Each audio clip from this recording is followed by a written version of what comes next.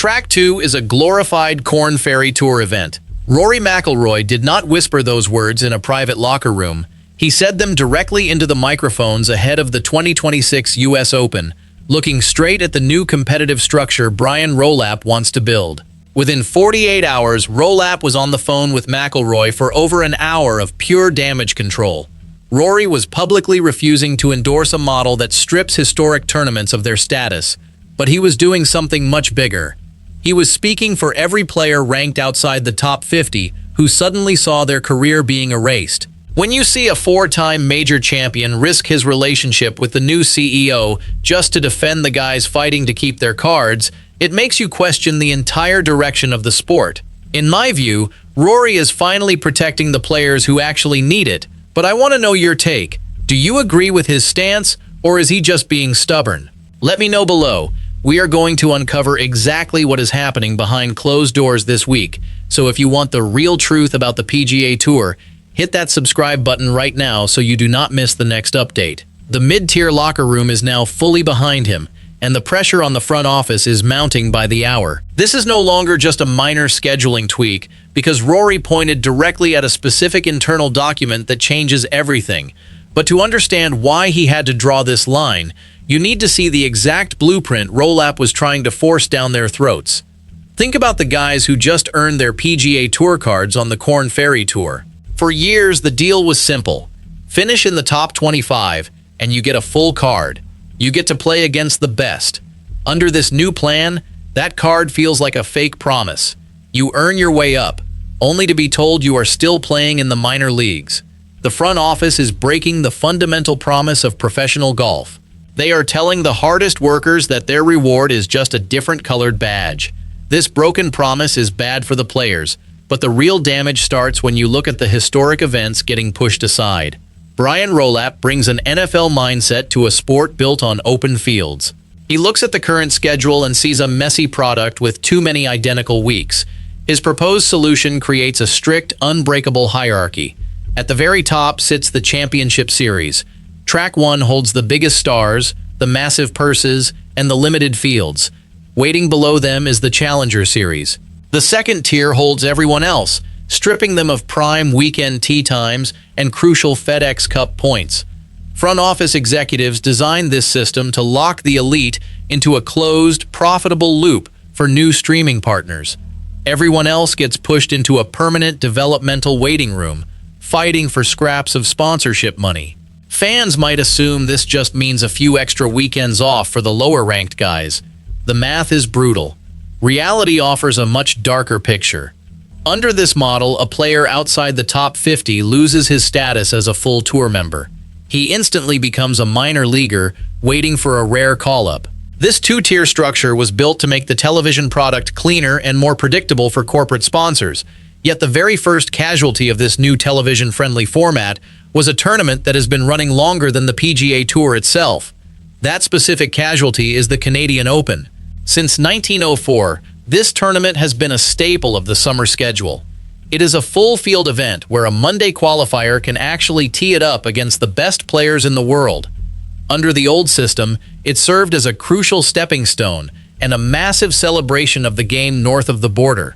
Under Rolapp's new blueprint, the Canadian Open gets shoved directly into the second tier. The fans buying tickets will no longer see the world number one walking the fairways. The television broadcast loses its main attraction. A historic, beloved event instantly transforms into a minor league stop, stripped of its glory and its biggest stars. The tour is willingly sacrificing its own history to make the top tier look more exclusive. The Scottish Open faces the exact same fate. For decades, this event has been the final, crucial prep week for the Open Championship.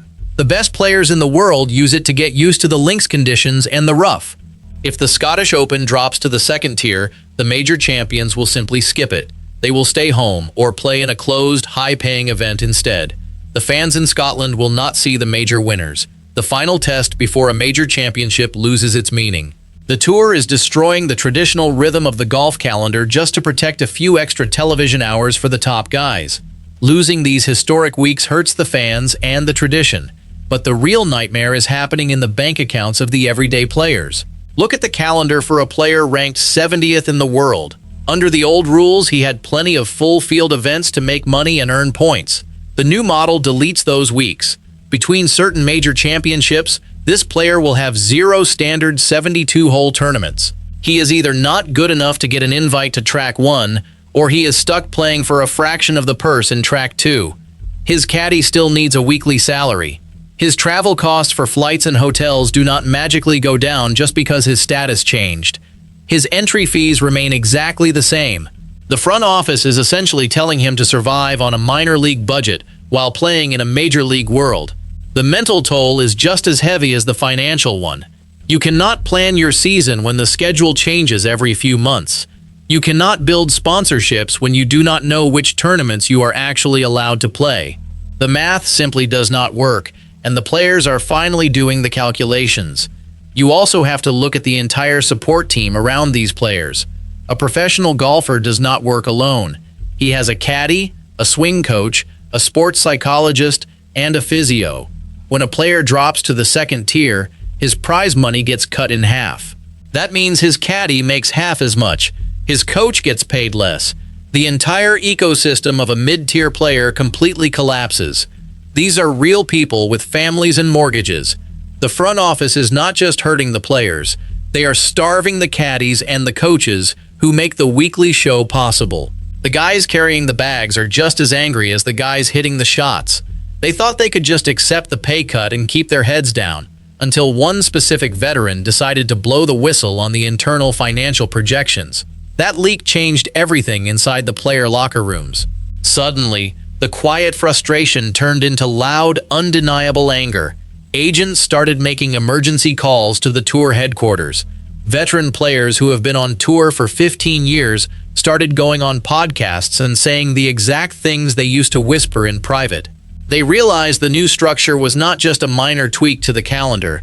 It was a complete erasure of the middle class of professional golf.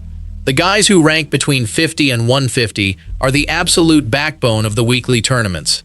They provide the drama, the storylines, and the unpredictability that fans actually tune in to watch. Without them, the early rounds become completely sterile. The front office ignored these warnings for months, assuming the players would eventually just sign the new agreements and move on. They completely misread the mood of the locker room and underestimated how fiercely these players would defend their livelihoods. The leadership thought they had the players completely cornered, but they forgot about the one person who actually holds the keys to the entire kingdom. That person is Rory McIlroy, and his public refusal was the spark that ignited the powder keg. The private anger instantly became a public eruption. Players started speaking out on social media, using carefully worded but completely clear messages. They were not just defending their own wallets. They were defending the basic structure of their profession. The pressure reached a boiling point, forcing the ultimate reaction from the top.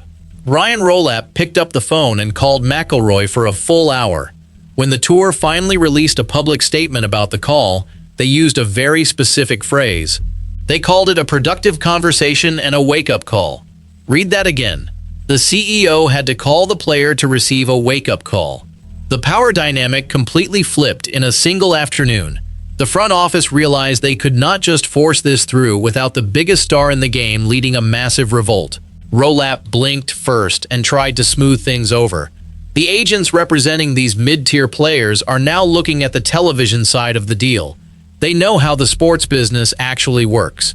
If Track 2 does not have the big stars, the TV networks will not pay top dollar for the broadcast rights. CBS and NBC want to see the world number one. They do not want to broadcast a second-tier event with unknown players.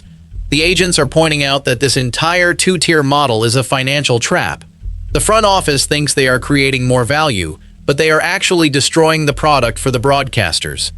The money side of the sport is about to crash into the competitive side, and the executives are not ready for the impact. The financial trap is obvious to everyone on the outside, but the real reason this model fails goes much deeper than just television money. This fight is no longer just about schedules, purses, or phone calls. It is about the actual soul of professional golf. Brian Rolapp is trying to bolt a franchise model onto a meritocracy, and it simply does not fit. The NFL has 32 fixed teams. A player gets drafted, signs a contract, and stays with that franchise for his career. Golf has over 200 independent contractors. They show up to a different course every single week, in a different country, playing against a completely different group of people. You cannot relegate a human being who earned his spot through Monday qualifiers and Q school. There is no team to relegate. There is only the player, his card, and his next tee time. The entire sport is built on the beautiful, brutal idea that anyone can earn their way to the top on any given Thursday. When you create a closed, two-tier system, you kill that magic. You tell the kid grinding on the mini-tours that his hard work does not matter, because the top tier is already locked. Rory refused to endorse this because he knows that without true meritocracy, golf is just another sterile, closed-loop business. He is protecting the very thing that makes this sport unique in the entire athletic world. Golf has always been famous for the unknown underdog. Think about a young, unknown kid winning a major championship. Think about a Monday qualifier beating the greatest players in the world on a Sunday. That is the magic of this sport. You cannot script that kind of drama in a closed franchise system. When you lock the top tier, you kill the underdog story. You tell the fans that the outcome is already decided before the first tee time. Rory knows that the fans do not tune in just to see the same 20 guys play the same 20 courses. They tune in because anything can happen. The front office is trying to turn a beautiful, unpredictable game into a predictable, controlled product. Rory is fighting to keep that unpredictable magic alive, but the man who has to fix this mess is dealing with his own massive conflict of interest. That man is Tiger Woods, and his position makes this entire situation incredibly complicated. Tiger chairs the Future Competition Committee, the very group designing this new competitive calendar. On one hand, Tiger understands exactly what Rory is fighting for. He built his legacy playing in massive, full-field events where he had to beat everyone, not just the top 20 guys. On the other hand, Tiger also benefits massively from the closed signature events that guarantee him high purses and limited fields. The committee is now caught in the middle of a massive ideological war. Rory's public refusal forced Tiger's group to address the Track 2 criticism directly. They know they cannot just ignore the backlash from the player base. The likely compromise will involve changing the vocabulary.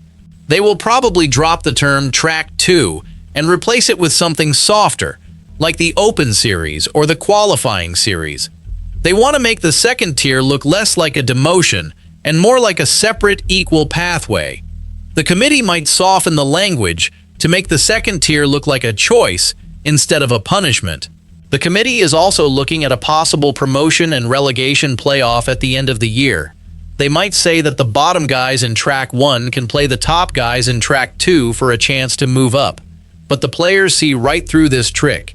It is just a rigged game to make the second tier look fair. The travel schedule for these end-of-year playoffs would be a complete nightmare. The players would be totally exhausted, and the stakes would still feel completely unbalanced. The front office is just adding more complicated rules to hide the fact that the basic structure is deeply unfair. They want you to focus on the new playoff format so you do not notice the missing money. These complicated playoff tricks will not fool the players who are already looking at the long-term reality of their shrinking bank accounts. A rebrand does not put money back into the pockets of the rank-and-file players. It does not magically create full-field events that no longer exist on the calendar. The mid-tier players know they are still being squeezed, even if the front office uses nicer words to describe the squeeze. The next player meeting will not be quieter than the last one. It will be much louder, because the guys outside the top 50 now know that Rory McIlroy has their back in public. The eruption we are seeing right now is not the end of the story. It is just the opening statement. The structural battle for the future of the PGA Tour is far from over, and the 2028 implementation timeline is still approaching fast. As we wait for the final schedule to be locked in, the golf world is left to decide which side of this massive divide is actually right. Is Rory a traditionalist protecting the pure soul of the game, or is Rolapp's closed model the only way to survive the modern sports business? The trophy stays on the shelf, the schedule keeps changing, and the players keep fighting for the right to just play golf. Drop your final verdict in the comments right now, And make sure you are subscribed so you are here when the 2028 schedule finally drops.